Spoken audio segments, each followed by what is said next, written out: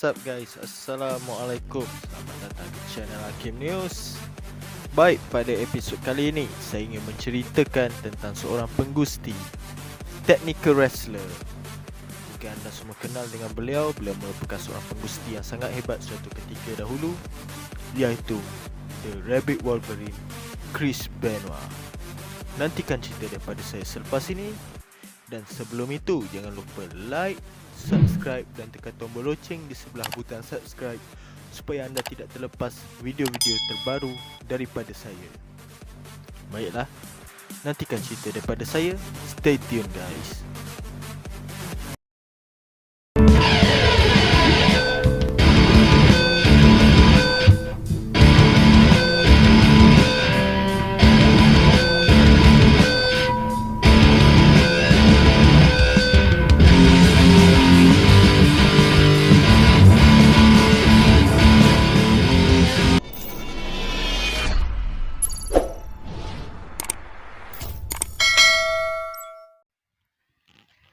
Baik, intro. Chris Benoit mula debut di WWE sekitar tahun 2000, di mana beliau debut bersama sahabat-sahabatnya iaitu Eddie Guerrero, Perry Saturn dan juga Dean Malenko, yang diberi gelaran kumpulan mereka ialah The Radical.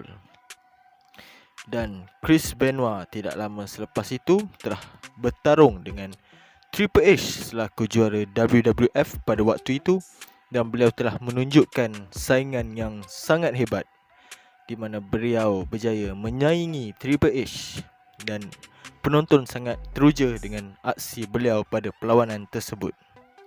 Chris Benoit ini merupakan seorang penggusti luar dan dianggap sebagai berjaya juga di WWE, di mana sebelum itu Chris Benoit telah menyertai WCW dan telah berlawan dengan pelbagai penggusti yang bernama besar, dan beliau telah berjaya memenangi beberapa kejuaraan di WCW dan juga berjaya merangkul WCW Champion sebelum beliau berhijrah ke WWE.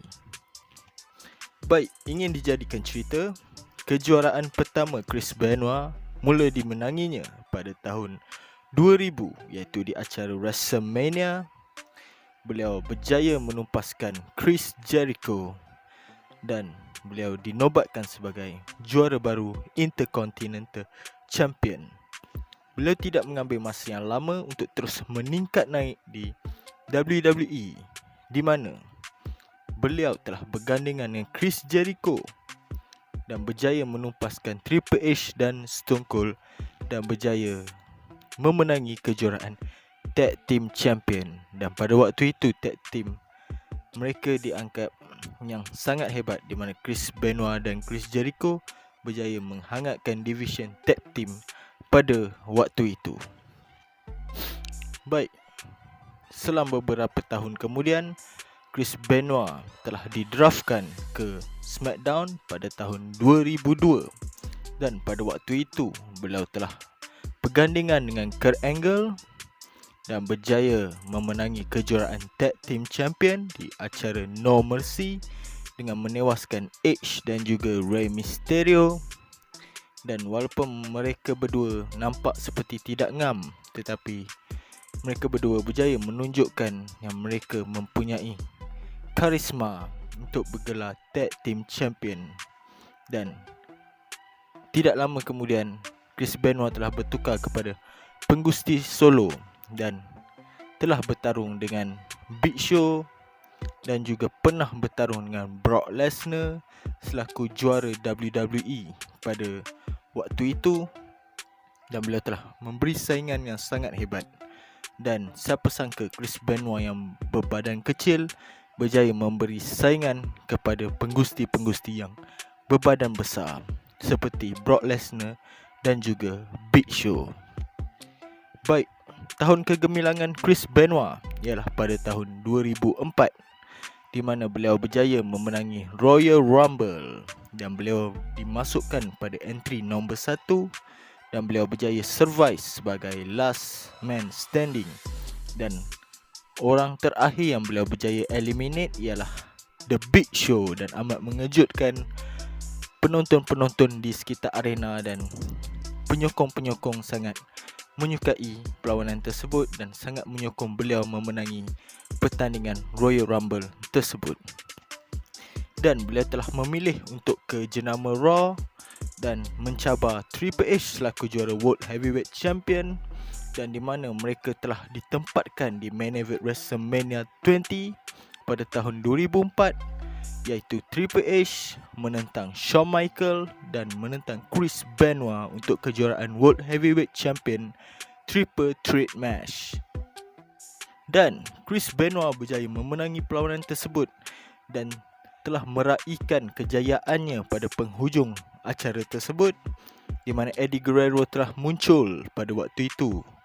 Eddie Guerrero waktu itu selaku juara WWE Champion, di mana dua sahabat tersebut telah meraihkan kemenangan itu, dan itu merupakan momen yang paling hebat di sejarah WWE kerana mereka berdua sama-sama debut di WWE, dan pada tahun yang sama mereka telah berjaya bergelar juara di WWE. Eddie Guerrero sebagai WWE Champion dan Chris Benoit sebagai World Heavyweight Champion.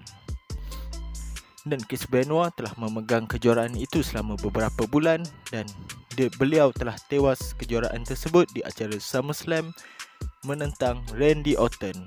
Dan selepas itu beliau telah merangkul kejuaraan Tag Team Champion bersama Edge di acara Debut Tuesday tahun 2004, dan pada tahun 2005 beliau telah didraftkan di jenama SmackDown, dan di mana beliau telah berjaya memenangi United States Champion yang tidak pernah beliau memenanginya sebelum ini. Dan beliau berjaya memenangi United States Champion sebanyak 3 kali di SmackDown dengan menumpaskan Booker T pada tahun 2006 dan berjaya menewaskan Mr. Kennedy pada awal tahun 2007. Dan karier Chris Benoit pada penghujungnya pada tahun 2007. Pada waktu itu beliau telah dijadualkan untuk menentang CM Punk untuk kejuaraan ECW World Champion, di mana pada malam tersebut nama beliau telah digantikan oleh John Morrison. Dan perlawanan terakhir Chris Benoit menentang Elijah Wood, di mana beliau telah berjaya memenangi number 1 contender for the ECW World Champion dan terus menempah tiket untuk menentang CM Punk bagi merebut kejuaraan ECW World Champion. Dan beliau tidak menghadiri perlawanan tersebut, dan beliau telah digantikan oleh John Morrison pada malam tersebut. Dan pada tanggal 25 Jun tahun 2007, Vince McMahon telah muncul di awal acara Raw dan telah mengumumkan berita yang sangat mengejutkan para penyokong WWE pada waktu tersebut, di mana berita telah mengejutkan dengan kematian Chris Benoit di kediamannya. Dengan hasil penyiasatan mendapati beliau telah membunuh isteri dan juga anaknya sebelum beliau menggantungkan dirinya sendiri dan telah menamatkan riwayatnya. Dan penyokong-penyokong amat terkejut dengan berita tersebut.